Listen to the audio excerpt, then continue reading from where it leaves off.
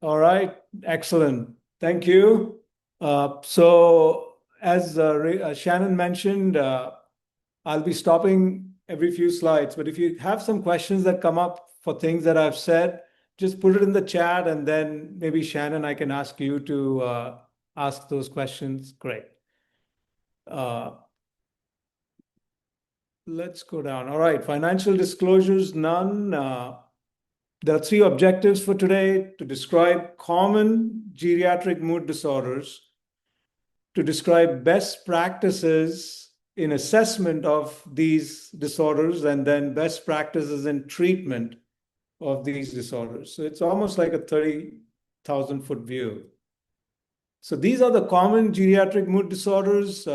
We all know depression, mania, apathy. I've put mood symptoms in the context of dementia as separate. Then we have PBA, pseudobulbar affect.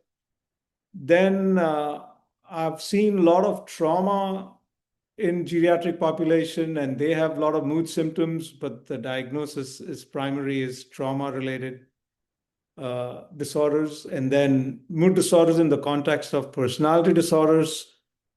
Uh, these things we won't be able to cover today because of the interest of time, but if there are any questions that come up, I'll be happy to answer.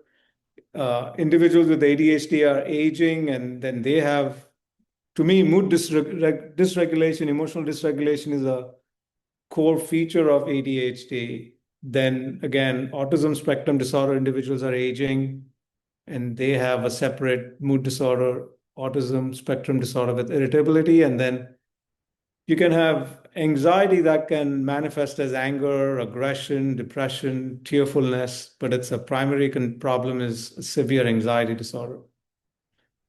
So let me share a case. So again, one key best practice for assessment is that whenever somebody presents with depressive symptoms or any mood symptoms, after we assess for safety, like there is no imminent safety concerns, suicide, then one of the key things we should try and achieve is to look for medical conditions causing these depressive symptoms. Because then if we fix the cause, we won't have to worry about counseling or medicines or other interventions.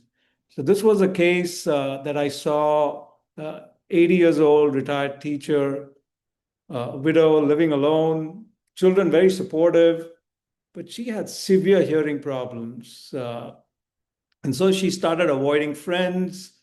And then when I asked her, so in terms of, what do you look forward to? Pessimism, optimism, hope. What are your thoughts? And she said, I have no hope. I said, how come? And she said, because I can't hear. Uh, so to me, this was like, quote, major depression, but it was really a primary problem of severe hearing impairment, and then again, referral to the audiologist. Sometimes it takes time to fix the hearing problems, hearing aids, and all kinds of other things. But when that was addressed, the hopelessness cleared up first, and then even the depression cleared up. She was also having some memory problems. So again, we do a Montreal cognitive assessment. Again, you can have false positives, which means that the score is low, but it's because of depression. So that improved. She was on escitalopram. When I saw her, I didn't change anything. It was provided by primary care physician. I think it's a good drug in the geriatrics, but she was on omeprazole. Omeprazole can increase the levels of escitalopram through the liver enzyme system. So we changed to pantoprazole. And then again, obviously individual counseling is our main line. Behavior activation is another non-drug intervention, evidence-based. But we should also think of sort of more alternative interventions like social prescribing. So I would say I insist it's federally mandated that you call so many family members, so many friends, go to church so many times. So that's all part of social prescribing. After COVID pandemic, we all know what's the importance of staying in touch with family and friends and interacting with them on an everyday basis, ideally in person, but virtual is okay. And then again, in Europe, there is much stronger art as prescription, so I encourage them to activate their creative side. Let me move to the second case. 72-year-old receptionist, retired, husband supportive. She's been crying, not eating, sleeping. So again, it looks like a duck, quacks like a duck, major depression. So obviously, our first thought would be major depression. But again, let's stop, pause, do our due diligence of thorough assessment, do a medical workup. I've seen cases where they've had thyroid dysfunction. Uh, New diagnosis of thyroid condition as cause of depression is uncommon or rare, but a lot of them are on thyroid medicines. And then it's very easy for either hypothyroidism or hyperthyroidism to cause or manifest as MDD, major depressive disorder. And then you treat that, then mood symptoms dramatically improve. Vitamin deficiencies, I've seen them commonly, but I would not see them as a cause of depression. But again, if we fix it, then whatever we do for the treatment will have a better response. So there are a lot of comorbidities. Pain is probably the most common, I would say, medical cause of depression in geriatric patients. And again, if they are in pain, you fix pain, you won't have to worry about antidepressants, individual counseling for depression. Obviously, we all know cognitive behavior therapy for pain is an excellent intervention for chronic pain, even in geriatric population. And then there are a long host of medical conditions that, depending on our discussion, we can talk. The next thing to look for is medication lists. And this obviously now we know involves the list that they don't tell you. So the supplements, the herbal remedies. I have patients taking all kinds of things. I have geriatric patients who are sharing medicine with their spouses. So be careful. Oh, you are in pain. Why don't you take this medicine that works for me? Well, it's an opioid, it's not something that you say, oh, sure, let me take it and see what happens. So again, Stephen can tell us, our pharmacist can tell us more about the whole long medications causing psychiatric disorders, mood disorders. But rational deprescribing is now an established intervention to improve mood. And sometimes you have to do multiple things. That you fix vitamins, you deprescribe, and you do rational prescribing and counseling. So in this case, she was on lorazepam. We tapered off slowly. We discontinued trazodone. Gabapentin is overused. Gabapentinoids are overused. Pregabalin, gabapentin. Uh, and many times they don't help, but nobody monitors whether they truly helped. So unless they say it definitely helped, I would consider deprescribing because they can cause like depressive-like symptoms. You can get tired, fatigued, and you think it's all depression, but it's medication side effect. Then obviously, we switch to evidence-based non-drug interventions, individual counseling, behavior activation, even bright light therapy. I think it's worth a try in many cases. Even they don't have to have seasonal affective disorder. Then exercise therapy, Dr. Weathers and I are big time into that. It works it works. So again, antidepressant in this case, duloxetine was tried. It's another good drug in geriatric population. It requires good renal function, so just keep that in mind. And in terms of evidence-based treatment, chamomile, it's not great evidence. So grade A level of evidence is high quality evidence. Grade B is medium quality evidence. Grade C is low quality evidence. I would say chamomile is low quality evidence, but I've seen decent enough results for anxiety management. It allows me to avoid benzodiazepines. We can talk more about it. Anxiety is very common in geriatric depression, comorbid. So again, we can avoid benzodiazepines and try other interventions. Family support and guidance, where we tell the family members what to do to make sure that the person is engaging in all these behavior activation. They're eating and drinking, dehydration. If they're not eating, uh, they're not drinking, then a lot of these other interventions won't work. So we need to make sure that they do that. And again, pain management. Now we have a lot of good topical agents, so we need to improve our pain management uh, interventions in geriatric patients. And then transcranial magnetic stimulation, TMS. I think it's underutilized in geriatric population. I think it's effective, so we should consider that. One more case and then I'll stop. So depression in the context of dementia. So that's different than typical major depression. This is a 78 years old nurse, retired, widowed, daughter is very supportive but stressed out. So she made suicidal statements. She was just put in the memory care. Many a times these individuals are not prepared in advance. The family members don't know how to prepare them. And then it just falls apart. Day one, maybe the first hour. So she was brought actually to the hospital, and then the assisted living facility refused to take her. So she came to the medical floor, and anyway, so you can try medical workup, look for pain, look for deprescribing. The key is that antidepressants have not been found to be as effective in the context of dementia. So, especially in mild major depression, the benefits of antidepressants are not better than placebo. So, again, this is where the research has shown individualized pleasant activity schedule.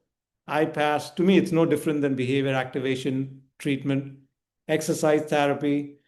Uh, Gratitude-based interventions are not technically evidence-based. We don't have as much research support, but I would say they are effective, and we should bring them more often in any patient at any age, but in geriatric population.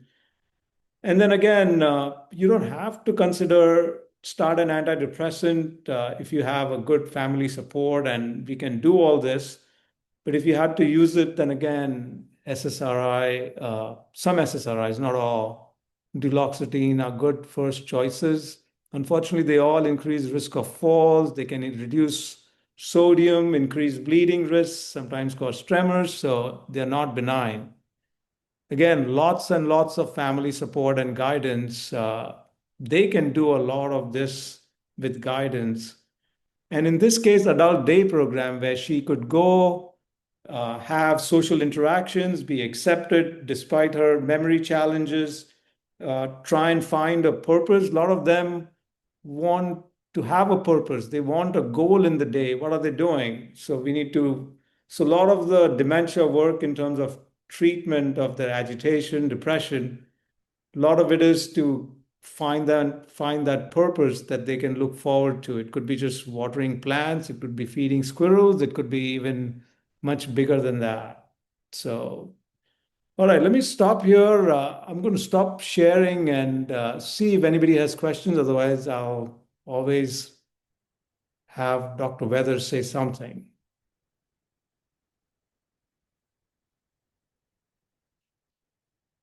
Dr. Desai, I had reached out to you about 8 months ago about a patient very similar to that last one. And there was a specific type of therapy you had brought up, and it had to do with helping them find a purpose. It was a gentleman I had who had a terminal illness, was very depressed. There's nothing to live for. And you had talked about some type of, Yeah, yeah. So there could be two things. I don't know what I said, but I think one is meaning-centered psychotherapy. I believe you said. So sometimes it's MDD, quote unquote, but actual problem is demoralization. They don't see any meaningful reason to live. So you can say that the way we are supposed to have biopsychosocial approach, we should add spiritual or existential. So that's the dimension. So this would be like an existential depression. And I see that a lot in palliative care, and the research on meaning-centered psychotherapy or logotherapy is also very rich in palliative care world. So we can formalize it by sharing the evidence and coming up with ways that they can find meaning in life remaining. And it can be individual, but the real magic is in group meaning-centered psychotherapy, where, you and I can sit back and see the magic happen. But yes, thank you for reminding that. I'm not sure I even mentioned that in the entire slide, so thank you. I'll mention another one, dignity therapy. Again, in Canada, they do a lot where, again, a lot of individuals, as they age, they feel that the culture doesn't respect them. They have so much to give, and nobody is even aware that they are here to give. So that's where we can get them involved again and making the world better and also go over their successes, remind them about their successes, even create a book kind of thing, involve children, grandchildren who can like take the lead. Dr. Desai, what you're talking about, these therapies are bringing up for me something that I often think about with depression in, individuals as they age. We see a lot of very like a natural kind of grief process that happens, right? Lots of loss as we go through our life and losing relevance or ability to, different functions and things like that. So there's a ton of grief that people are dealing with as they get closer to the end of their life. And so knowing that there is this kind of a thin line sometimes between a grief presentation and depression, and sometimes, right, one can lead to the other.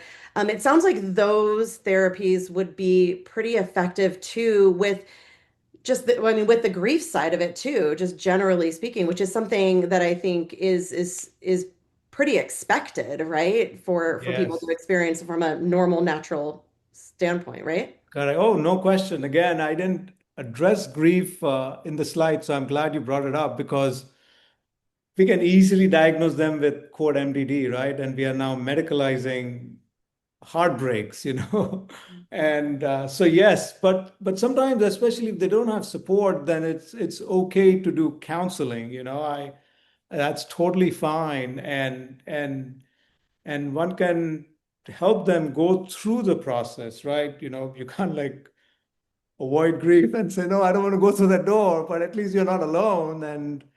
And so, yes, helping them go through it, maybe finding the community, getting them, pushing them, holding their hands and taking them into the community so that they don't go through that alone. Yes, so whole grief is very common in geriatric population and probably misdiagnosed and medicalized. So Thank you. thanks. Let's put Dr. Root on the spot. Uh, so again, in geriatrics, I feel they benefit from individual counseling, cognitive behavior therapy, problem-solving therapy, interpersonal psychotherapy. But I think they're not getting enough referrals and not being explained that, hey, don't seek out. So that's true, right? Yeah, I mean, there's so many limitations, right? We talk about these all the time on these, on these calls. Is there are so many limitations to treatment there, whether that's an insurance limitation, whether there is access to therapy in the space that they are. Are they mobile? Can they go somewhere?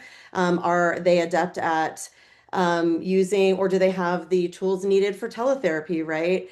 And so those are I think, some big barriers that we see. I'm so glad that we have teletherapy to use now, because I think that allows us to get into so many spaces that we weren't able to get into before, and see people individually. But yeah, I mean, that's one of the things that I kind of struggle with too in working with older populations is for me just figuring out, like, is this a normal process of grieving that like, just getting older and just your life changing requires grief. And I think sometimes conceptualizing it in that way for people to understand that a lot of these feelings are natural and normal, and we want to feel them and go through them rather than fighting against them, which can Right. hurt some of our social relationships and things like that, some of those supports. I just think counseling, individual therapy and counseling is such a great way for people to explore some of that stuff outside of, like you said, pathologizing it, you know? Right. So, I Right. mean, Right. hope that answered your question. Yeah, I did. Thank you. Thank you. Any questions? Otherwise, I'm going to put Stephen on the spot. Let's share the pain. No pain. This is fun. Shannon, this is fun. So, Stephen, what are your thoughts about rational deprescribing? I already know the answer, but you can expand on anything because I see so much polypharmacy that, oh, I need to take more pills. Yeah, I think that we're presenting in 2 weeks, and the title of the presentation is harmful drug interactions, and I think we might be focusing on changing people's understanding of harmful drug interactions. It's not just with other drugs. It's with, is this a patient that is actually taking their meds? How compliant are they? Um, have we established like a relationship of talking about the pros and cons to meds? Is this person already on a prescribing cascade where they're taking meds to cover up the side effects of other meds? So it was refreshing to hear you talk about verifying that the patient is actually depressed by looking at a PHQ-9. Are they depressed because they're in pain? Could we potentially treat that neurological pain, or have we done a trial of, I remember at times years ago, you would put people on scheduled acetaminophen for short courses to see if that changed the baseline, just to rule out if there was underlying pain that they couldn't voice. Obviously, we're going to look at different things, and it was refreshing to hear the underlying causes is we don't have a UTI, we don't have a deficiency here and there. So getting to the root there and step by step peeling back layers of the onion. I understand we're all at limits of how much time we have with our patients, but if you can make some great strides early on, you can build up that credibility to allow yourself to make more stuff instead of just switching from antidepressant A to antidepressant B, or from muscle relaxer A to muscle relaxer B. So Thanks. I'll quite get your opinion. Yeah, no, great. So again, or antidepressant A to adding antidepressant B and then C, And also just a quick, so great, you mentioned about acetaminophen. So sometimes you may have to do a therapeutic trial, especially in dementia patients who are having severe mood symptoms. So it's a great point. And again, this population may not be taking the medicine, so that could be the result that they were doing well and now they're not doing well. So it's not treatment resistant. It's more that the original treatment was working, but for some reason they've not been taking medicines consistently, or they're overtaking it, and then we have to make sure that that's not going on. And then there's so much element of SSRI withdrawal syndrome, which is pretty serious. Then there is serotonin syndrome. So we need to like factor all this in. Anyway, let me stop here. Shannon, any questions from anyone? No questions in the chat. There was a comment from Jonas who said our BRFSS data group can provide statewide and public health district population estimates of poor mental health indicators among adults with hearing loss and or other kinds of disabilities if anyone's interested. Fantastic. Now, we talked about hearing loss, but vision loss, everything that I said about hearing loss applies. They have vision loss, they're depressed, they're not seeing other people, you treat depression, your vision loss, and the major depression will clear up. All right, we'll switch to bipolar and mania. So let me share my screen. All right, so you guys can see this now, right? Yes, all right. Mania. So 65-year-old retired police officer, brother very supportive. diagnosis of mania with psychosis. But again, I look for medical workup. You never know. There might be too much thyroid, hyperthyroidism, and now they are wound up, angry, irritable, not sleeping.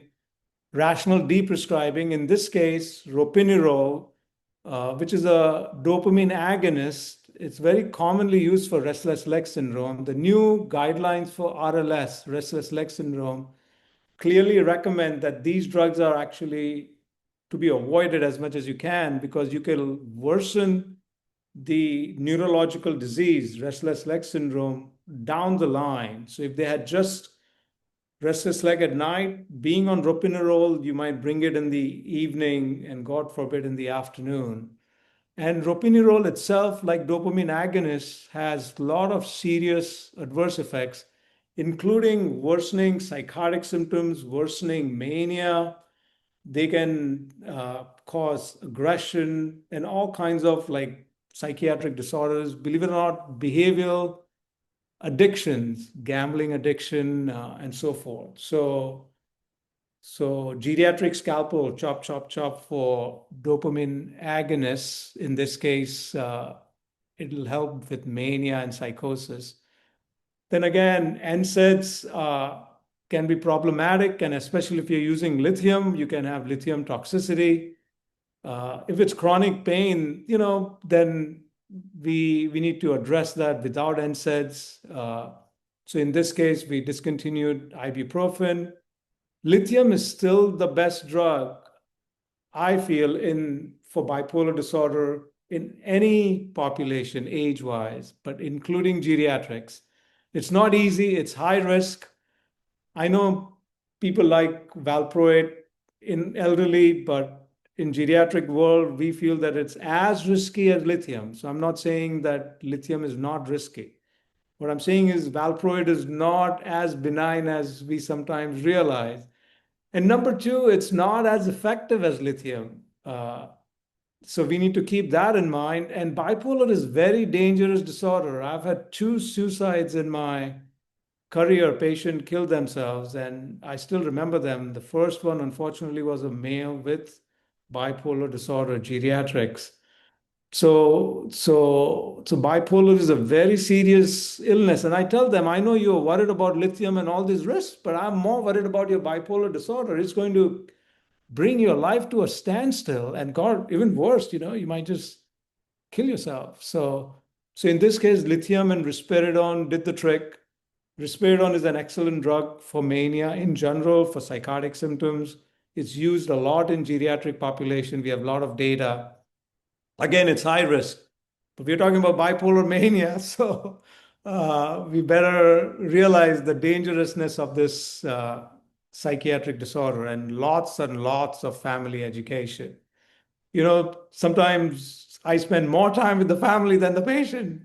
So welcome to geriatrics. A lot of it is like pediatrics, So again, bipolar mania. Let me stop here and ask if there's any questions on bipolar. We can talk about that too. Otherwise, I'll carry on. Yeah. Dr. Desai, and you and I had this discussion years ago about lithium in geriatric population because I was kind of terrified to use it. I know you start slower than you would with somebody who's 35, but do you err on the level being lower to avoid the risk of toxicity, or are you still shooting for the same kind of range? Correct. So it's a great question. So yes to everything in the sense, so start low, go slow. But in geriatric, we also sometimes say keep going, in case by case basis, right? So some cases you might be able to push the dose. And geriatrics is such a broad term where I have 75 years who are healthier than 60-year-olds, Dr. Weathers, because they are otherwise totally fine. And it's this bipolar that's broad. So in that case, I would keep to the traditional levels of 0.6 to 0.8. But then you have this other cases where they have mild kidney disease, they have all kinds of comorbidities, and then I would even take 0.2, 0.3 levels. Now, again, this is not research evidence-based, so I'm not sure I'll find a study supporting that, but I've seen it. A lot of geriatric mood disorder experts say the same thing. So I would say even a small amount. I've used, believe it or not, 75 milligrams.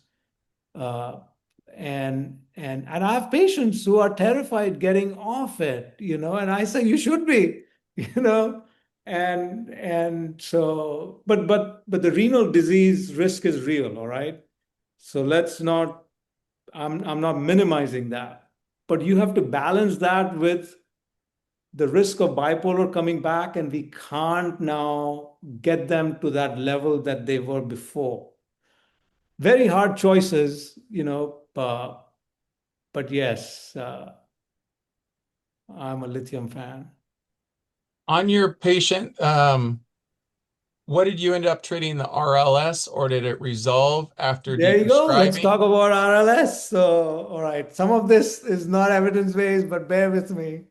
So first step is I look for iron deficiency because that can cause RLS. You fix that. And again, now you can see research to show that iron deficiency is also causing a lot of insomnia and mood symptoms without causing RLS. So it's part of my workup, medical causes of psychiatric symptoms. Then a lot of non-drug interventions have been found to be effective, not at that grade A level, but like exercise, walking in the evening, leg massages in the evening, things like that. So then more than anyone else, there are so many medicines that could worsen restless legs. So now we are so de-prescribing those medicines or making sure that they truly need it. But again, de-prescribing might help. Then there is some evidence for vitamin B6, pyridoxine, and magnesium. So I would say let's try that before we go to the next level, which is gabapentin. And it's not like I'm like totally against using ropinirole, but they have to go through all this. They have to have severe disabling RLS for me to eventually reach dopamine agonists. Does that make sense? Great, thanks. Yeah. All right, shall I go on? Let's do apathy again. So apathy is often misdiagnosed as major depression. And then they asked me, let's do something. I said, I agree. Which medicine will help? I disagree. And then I'm fired. So, because we want medicines to fix apathy. It's so common after stroke. It's common in dementia, certain dementias like Lewy body, Parkinson's. It's even more common than vascular dementia. Then it's more common than Alzheimer's disease. Again, apathy is pathy is pathos, passion. So there is absence of passion. But when you ask them, are you depressed? They don't feel that they are depressed. They are not tearful. They are not in angst. They're not having these guilt feelings or helplessness or poor self-esteem or that, I've just wasted my life and all those kinds of negative ruminations. So it looked like depression. They don't want to do anything. They are not, whole day goes by and they are not taking part in any activities. They're not interested in socialization. My father was so active before and social, and now he's not interested. The clinical diagnosis was vascular mood disorder with apathy in that father. So again, he was prescribed sertraline. It was tapered and discontinued.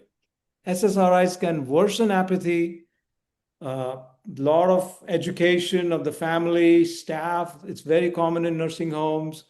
And then again, we can talk about trial of stimulants. Uh, there is some research to support it. I've used it, but it's a high risk medicine. Music, exercise, again, physical exercise, pets, grandchildren based interventions, and you keep doing it. So it's not like it won't work. It's just that you have to keep doing it for much longer time with more intensity.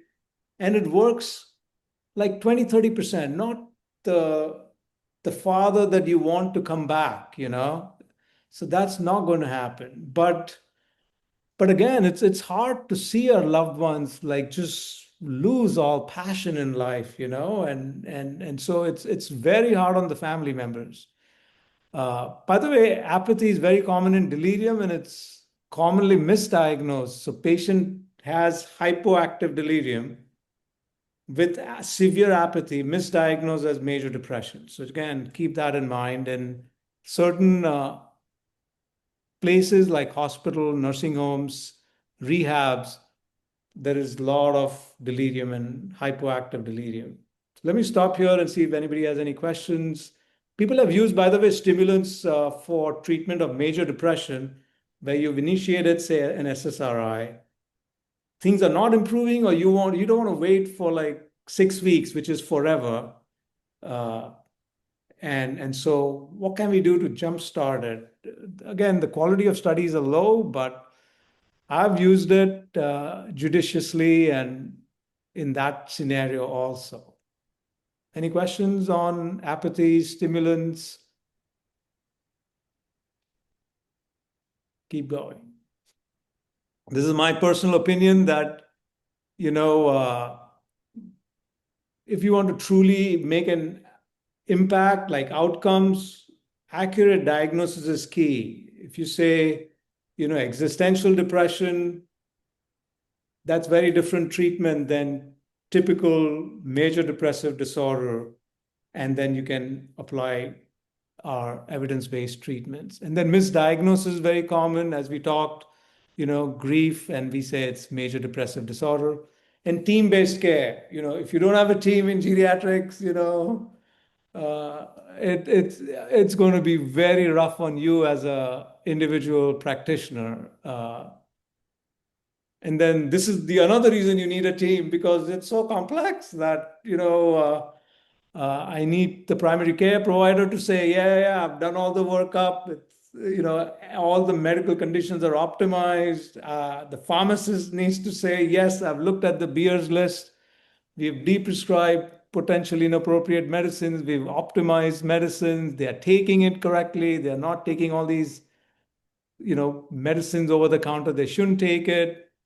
And then family members, and sometimes you may have to do some testing. You're sure that there is no addiction. This whole geriatric addiction, even geriatric population is now into cannabis, so be careful. Baby boomer generations are already using a lot, and they don't think anything is wrong with it. All right, so that's a whole separate ball game. And then environment, to me. Losilda is the elephant in the living room of United States. So loneliness, social isolation, living daily alone, LOSILDA. Shannon and I have all kinds of silly acronyms. So this is one of them, Losilda.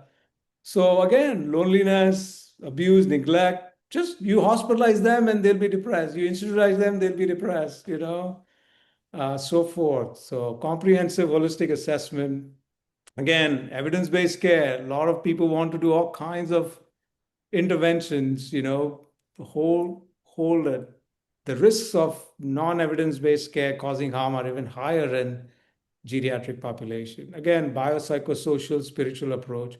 Four M's of age-friendly care. So again, let's go over it quickly. What matters? So in many patients, they say, what matters is quality of life. If I live less, that's fine. Well, then I know how aggressively to pursue their pain management, Then medication, we talked about it, Beers list, get a pharmacist's opinion. Mentation, which is depression, dementia, delirium, but any mental health challenges. And the fourth M is mobility. This is where, exercise comes. So this has to be routine. Again, trauma-informed care, a lot of them have trauma in childhood. They were able to manage it. And then because of all kinds of other issues, it's unfortunately reared its ugly head. We've seen veterans, after coming back, they were fine. Then they developed stroke or mild dementia, and then the trauma issues have reemerged. DIBA, diversity, equity, inclusion, belonging, anti-ageism, anti-dementiaism. So team approach. Again, so this is something I've written. Let me just read it to you. So this is a person in the nursing home with advanced dementia who was yelling and they wanted me to give meds. Fortunately, she had great family members. They were able to tell me all the details, lovely children. So, so what is her yelling? A sign, a signal, a symptom of moral anguish, calling our souls to understand her plight. My patient had never learned to experience her feelings as there was no one in her childhood or later who accepted her fully, who understood and supported her. And now, with advanced dementia, long buried sorrow that could never be expressed is set free, and only touch and soothing voice can do the miracle of bringing her some solace. No meds, please, no meds. So again, uh, we we we just don't realize how much touch is important in the world of dementia and depression and all kinds of mood disorders in general. This is nothing new, but good to go over it. If somebody is falling, just make sure you look at all the meds, psychotropics first. We don't realize antidepressants, SNRIs can increase risk of falls. SSRIs can increase risk of bleeding, hyponatremia, especially if they are on diuretics. Antipsychotics can cause Parkinsonism. Just earlier, I had a patient today with major depression with psychotic symptoms on risperidone, and the physical therapist wanted us to consider Cinnamon. And I explained that unfortunately, this is risperidone-induced Parkinsonism. This is not Parkinson's disease. Cinnamon will worsen her psychotic symptoms. And so, we need to find better antipsychotic that doesn't cause Parkinsonism, but yet treats psychotic symptoms. Again, when we have major depression that is refractory to treatment, look for psychotic symptoms because they're easily missed. And then adding another antidepressant, TMS, or other interventions won't work. Adding an atypical antipsychotic is what is needed. And treatment-resistant psychotic depression is dangerous. People have killed themselves because they are convinced that they have done something that's a sin or something terrible. We talked about lithium toxicity and valproate. ECT is underutilized. We can talk about mushrooms, ketamine, and references. So let's just spend last few minutes just open discussion. Otherwise, I can always put our panelists on the spot. I don't know Jeremy and Michelle very well, so I'll let you guys put them on the spot. I have a question for you. Back Yeah. to your post-stroke patient. I was thinking that typical treatment of stroke, correct me if at least afterwards, is that they're going to be, used to be you'd have more people on Plavix or clopidogrel, and now they're probably on a DOAC. So Right. interactions with antidepressants and the bleeding. I'm glad to see that you had that on your slide there, but is that what's going through your mind as Yeah, far as like what you're concerned about? absolutely. And again, it's underestimated. And it's important routinely to inquire about falls. Like you cannot you cannot give any prescription without you knowing whether there is any history of falls. But same thing, if you're prescribing an SSRI, which are the most common drugs prescribed in this population, you cannot not ask for history of bleeding or get a little more details or explain to them and consent, informed consent. So yes. And then I wanted to also touch on something that you had talked about as far as quality of life and having those conversations with people. Um, because I think some of our audience might feel a little hesitant to stop something such as uh, a statin because it's been drilled into compensation from insurance companies that you need to have them on a statin or you're not checking a certain box. But as I prepare for next week's Yeah. like presentation in 2 weeks from now, like statins are going to be some of the conversation we have because are, especially with antipsychotics or different psychotropics, they can cause more vague, unidentifiable pain, Yes, which can lead to depression. So if yes, you would yes. speak on that and what that looks like in your practice. Agree with you 100%, but there's a long way to go, Stephen, because in the geriatrics world, this is, whatever you're saying, everybody would agree. But if the primary care world has not been adequately trained and updated on all this, and as you said, what matters and goals of care, and let's be wise and really the number of meds matter. And as you said, these subtle effects are sometimes overlooked. And I have 90-year-olds on 80 milligrams of atorvastatin, so you can have muscle aches and pains that can manifest as depression, and now they have vitamin deficiency. So then how can you not have muscle aches and pains? And anyways, so yes to everything you've said. Chop, chop, chop. But again, that's we need to really move the primary care world in this. Otherwise, we'll be able to impact just that one patient, whereas we want to impact the system. All right. I don't know you, Jeremy, but I'm going to put you on the spot. Give your thoughts on geriatric mood disorders.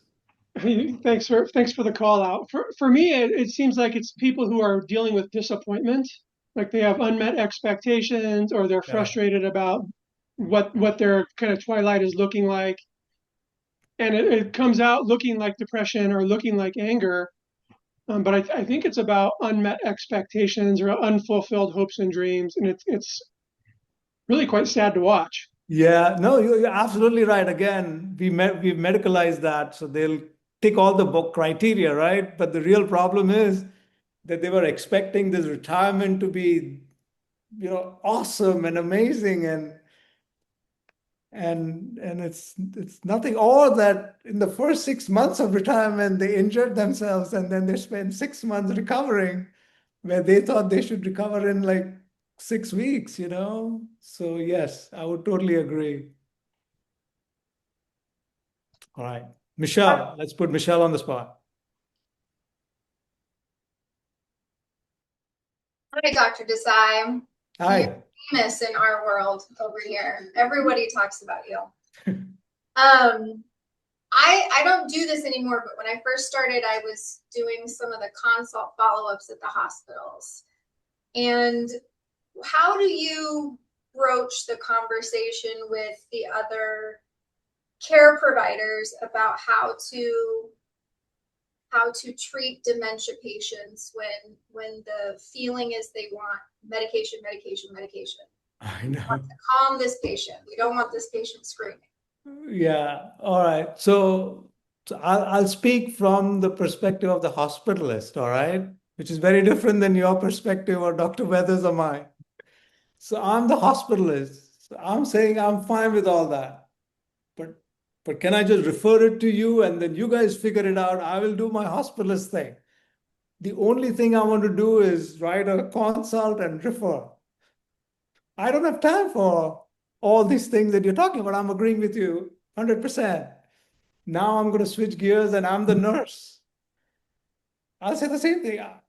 Give me resources. Like, I have so many patients to see, and I want to have this age-friendly health systems. I want to be part of this, non-drug interventions. And I want to do this training in 4Ms, but even after the training, I don't have time, but yes, so I think, and currently we are working on this at St. Alphonsus. So I can share that with you, that we have now finally hired a nurse practitioner. She's phenomenal. And she focuses on delirium dementia. We've been able to reduce the amount of psych meds used. When we use it, we use lower doses. We have less restraints. We do more staff education. We share success stories. We do a lot of another acronym, STEPS. So staff, training, education, praise, and support all the time, again and again, every day, every time you visit. So those are the things But here, the hospital administration gave support to hire somebody, right? So that's all those things have to happen. It's otherwise it's a different world there, and some of us will just be horrified that we are doing that. But thank you for bringing that up. Yeah, elderly, and we haven't even talked about frailty, but that's even more high risk than dementia in terms of bad outcomes with psych meds, with any biological intervention, including surgery, hospitalization.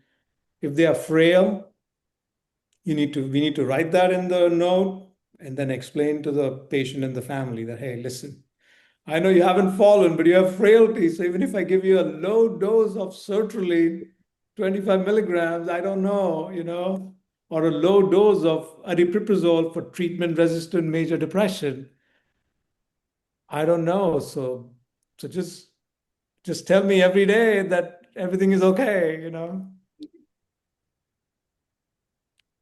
Dr. Desai, we have a few comments in the chat that I wanted to read Yeah. for you. From Angela, as a social worker, I appreciate all these ideas to assist with depression, apathy, etc. However, social determinants of health limitations in a large sector of the elderly in our country are barriers to getting out in the community and society, outdoors, green spaces, hobbies, music. Most elderly I talk with have busy children who have children or no children, and they do not drive and live alone. Perhaps that is why MDs turn to meds as a last resort. It would be great to see more multi-generational living options and caregiving support for elderly in the US. Thank you for this information. Amen. Yes. Shannon, let's extend this for another hour so that we can expand on that and get them 2 hours of CME credits. Totally agree. So that's DIBA, right? Diversity, equity, inclusion, also resources. So again, culture. In our culture, the elderly are not revered. We are not doing all kinds of things to make them, they have so much that'll improve our own lives and knowledge and wisdom and all that. But also, like walking paths and social interactions, ease of transportation. Europe is very different in that way and more advanced in geriatrics, in palliative care, as well as addressing these social determinants of health. So yes, we have a long way to go, but in terms of impact and outcomes, right? Effort and impact. So this is high effort intervention, but the impact is at the population level, whereas the things we are talking about now in the echo, the impact is more at the individual practices level, whereas to impact the whole country, yes, we need to do whatever you have said. We had another question from one of our MDs on the call.